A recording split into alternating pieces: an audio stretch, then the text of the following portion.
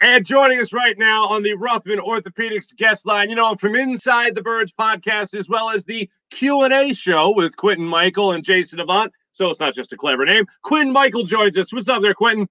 What's up? How you doing, Mark? I'm doing fantastic. I'm doing fantastic. Appreciate you coming on the show again.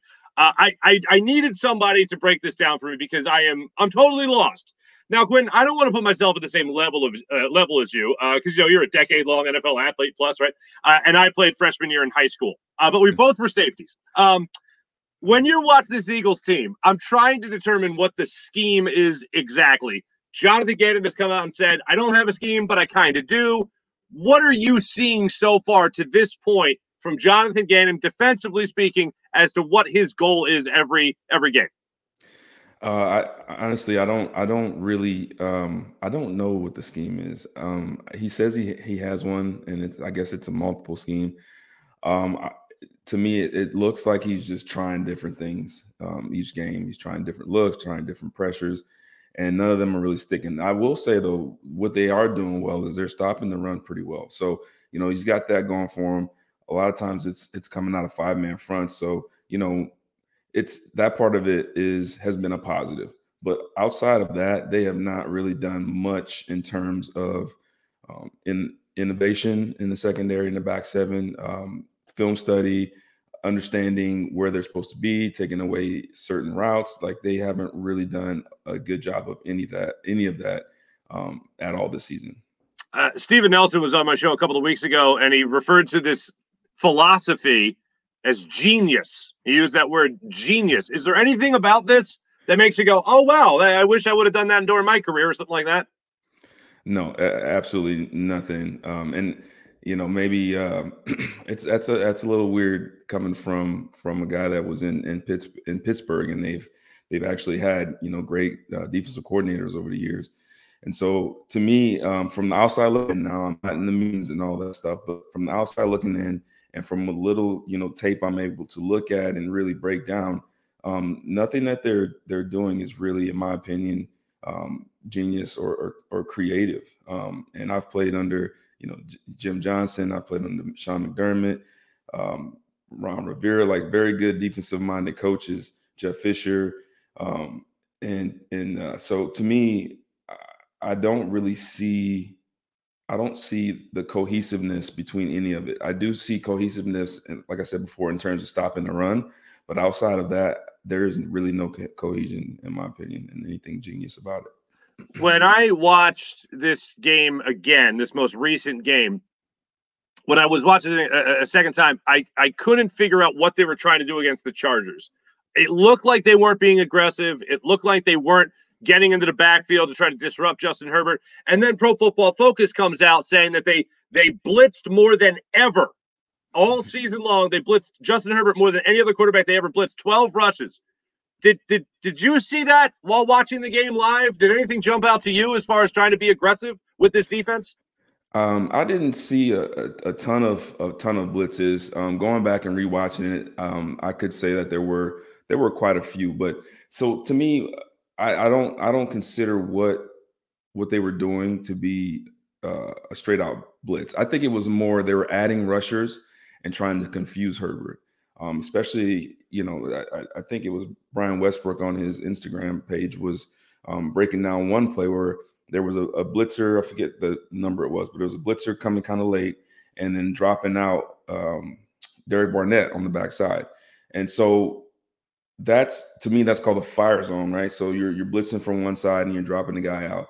And so a lot of times when you're doing a fire zone, though, it's an overload blitz, meaning you're bringing two guys to one side, to the strong side, trying to overload and then bring a guy on the backside.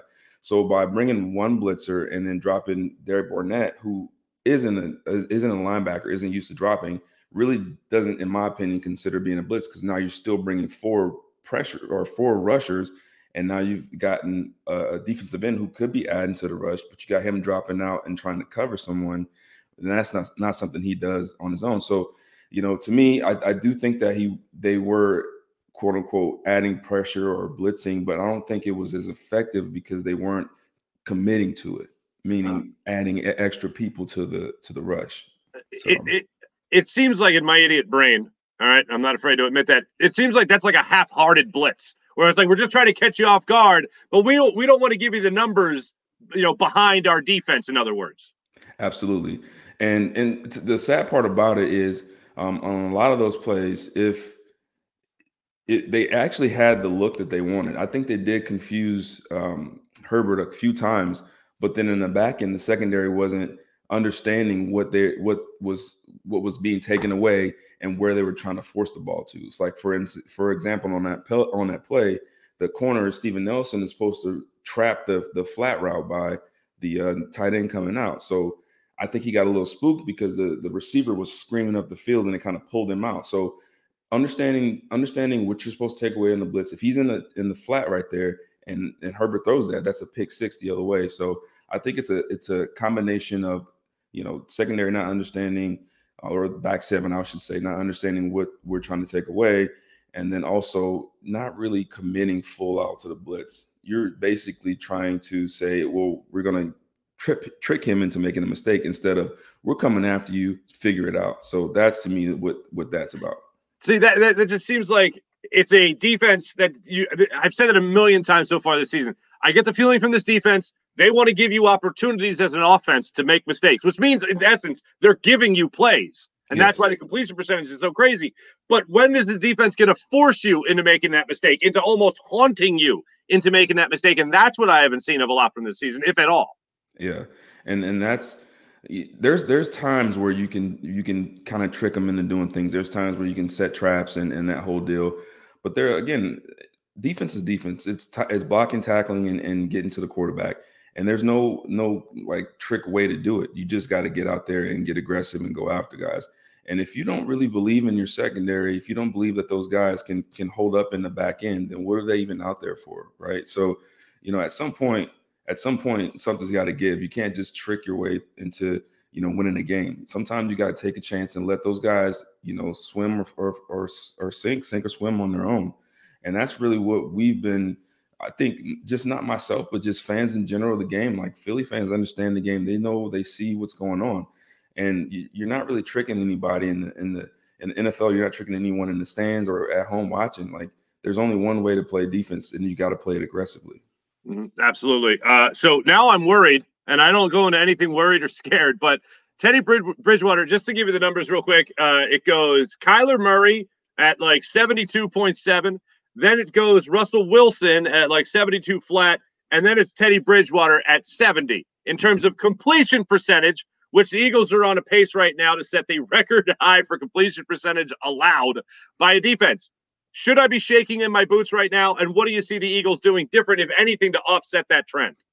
Yeah, we definitely should be a little worried. Teddy's been around the game for a long time. He has never really kind of ascended to that star level, but he's a very good quarterback. He's very intelligent. He knows where to put the ball. And so that right there, if you look at what Justin Herbert did last week, it was the same type of offense: short, quick throws, get the ball out fast. And so I think the way the Eagles need to counter that is you've got to, as Jason Avant says, you got to put hands on it. You got to touch the receiver. You got to get in their face. You got to get the timing off. You've got to make it so where the receiver doesn't feel comfortable coming in and out of his breaks. You got to make it so the quarterback doesn't feel comfortable seeing the read. And when Teddy has struggled the most is when you're forcing him to throw the ball down the field.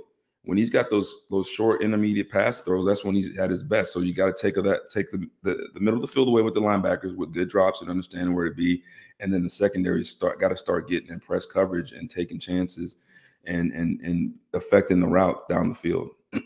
I always enjoy asking defensive linemen and defensive backs this question, like who helps more? It's almost like what came first, the chicken or the egg? Like who helps the pass rush more? Is it the defensive linemen or is it the cornerbacks or the defensive backs? I feel like if the defensive backs aren't playing press coverage in a blitz or even in a 5-man rush, maybe, or even a 4-man rush, then you're not helping the defensive lineman at all. If you're sitting back in coverage 5, 6, maybe 10 yards off the line of scrimmage or off your receiver, I feel like there's no chance for a defensive lineman or even a linebacker or even a blitzing corner to get into the backfield on those particular plays. Yeah, absolutely. And two things about that. Just because it's a blitz, you don't necessarily have to play press. You could do that way. But one of the best, a lot of people don't know this, one of the best press corners I've ever seen is Asante Samuel, right? But he played off. He played off coverage because he was jumping routes. Like, you can affect the quarterback by jumping routes and understanding route stems as well. So, you know, you could play off, like, let's say I'm Steven Nelson. I can play off at like 6-7 yards, knowing that we have a blitz, but understanding that the ball's got to come out fast. So any type of upfield route, I'm just going to sit on it and take my chance. And if it let's say it breaks to a slant, I can jump the slant knowing I have a safety over top. So it's just different things. It's different things like that the secondary needs to do to get better, is understanding what we're trying to take away, understanding that we want the ball to come out fast, understanding that if, let's say, it's a double move with a blitz on and I jump the slant and it goes over my head for a touchdown, that's not my fault as a secondary player. I can truly say that I knew the blitz was coming. It must have got picked up. Someone inside didn't do their job. I jumped the route that I thought it was going to be. It should have been a slant. It wasn't a slant. Let's go on to the next play. So Start taking chances, guys. Like, start getting aggressive, because, you know, sitting back ain't helping either, right? Sitting back and letting them complete a pass and tackle them isn't helping as well. Gotcha. Speaking of which, I was going to ask about this real quick. The Mike Williams deep ball over Darius Slay before he got injured, obviously. Was he supposed to have over-the-top help on that, did you think? The deep ball 49 yards down the left side of the field? You know, on that play, I was taking my son to get a hot dog. So I didn't quite see it. But my guess, based on what I saw on that play, is there probably should have been a middle safety, because it looked like Slade was playing outside coverage. But I'll try to look at that play again. I'm sorry, I don't. No. But more importantly, how's your son take his hot dog? Yeah, playing, man. Can you believe that? Played with all the condiments available in the stadium to go playing? That's it out. Come on, man. By the way, if he ever wants to raised them all wrong. that's the defining moment of a good parent, whether how your kid takes the hot dog. And if he wants to go ketchup on a hot dog, this is America, damn it. Yeah, have at it.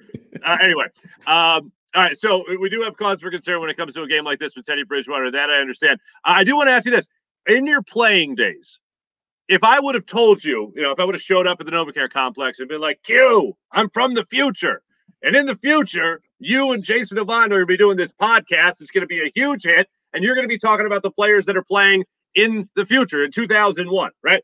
2021. What would you have told me then? Would you told me I'm crazy, or that's something I always wanted to get into? Not podcast. No one knew what a podcast was anyway. But just in terms of being in the media covering the sport, would you have believed me then? Absolutely not. Well, maybe on TV or a different avenue, maybe a little bit, but I never thought that I would be doing this over the internet in the comfort of my own, being able to just say what I want to say. So, it's this whole ride has been awesome and amazing. And if you said that to me in the past, I'd be like, nah, you're crazy, man. I'm always curious, because I've had my chance to work with some of your former teammates, and Hugh Douglas was the first one I worked with, and then Trey Thomas and Hollis Thomas being another one. And all those guys, I'm always interested in seeing an athlete apply their mindset and their work ethic to this totally different avenue. How do you prepare for a show? And like, when you watch a game now, are you taking notes in terms of what you're going to say about it? Like, what's your process like in getting ready for Q&A with you and Jason Avant? Yes, it's a lot of fun. So what I try to always watch the game live and try to get the vibe of the game and the feel of the game, listen to the announcers. And then I go back and I watch the all 22 tape. I usually do that on, Monday night or Tuesday. And then Jeff Mosher always kind of sends us kind of like an outline or topics that we should kind of look at or talk about. And then for the most part, after that, it's all done. Like, me and Jason are really good. We play well off each other. And we just kind of talk about the topics, but we talk about it the way we see it and what we saw, and kind of our mindset of watching it. And it's actually been really cool. We've had a lot of fun with it. I was more shocked at a lot of the questions. We've gotten a lot of questions from people, and they send them in, and they're very, very thoughtful questions. And they're things that often as players, we kind of take for granted. And, as fans, it's stuff that they never really experienced. So it's been fun to kind of be able to connect with the fans in that way as well. Quinn, last one for me, man. And I know a lot of times people could say, that guy doesn't need my advice. But if you were standing next to Jonathan Gannon and he was getting ready for this game against Teddy Bridgewater and the Denver Broncos, What would you tell him? What would you say going into this particular game? This is what you need to do. What would you want to tell him? I would say, Coach, continue doing what you're doing to stop the run. It's been working. It's been positive. I would say on money downs, third down, third and long, those type of situations where we need a play, we need to start bringing overload blitzes. We need to start changing up our coverages. We need to start not necessarily just playing man just to play man, but we need to affect the quarterback. And then lastly, on third down, let that defensive line go. Like, put them all in, put both Hargrave, put Fletch in 3 techniques, which are outside shade of the guards, put our defensive ends in 9s and just say, just get after it. And then let it go from there. Mm-hmm. I love that. Anything that ends with get after it, I'm all for. Okay, one last thing. Will they run the ball against the Broncos? Will they actually run the ball with Jordan Howard? They better. They better run the ball. Like, that was the one thing I was really astonished to see in the game was, I mean, they were running all over the Chargers. Now their run defense isn't great, right, but it was different looks, different movements, different types of run schemes, and it was working. It started wearing the Chargers down. So I would definitely love to see more of that down in Denver. Quintin Mikell, always great, man. Always great talking to you, my friend. Appreciate it. Make sure you guys check out. He's part of the Inside the Birds podcast network and web show as well. Pre-game shows. You and Quintin Mikell you and Jason Avant do the Q+A show, which is great. Fans need to check that out. When do you guys drop your next episode? Just dropped this morning today, so go ahead and check it out. All right, there you go. Good one. There you go for your content consumption later in the day. Quintin Mikell, thanks so much, brother. Appreciate you. All right, thank you for having me. Absolutely. Quintin Mikell joining us on the Ruffman Orthopedics guest line.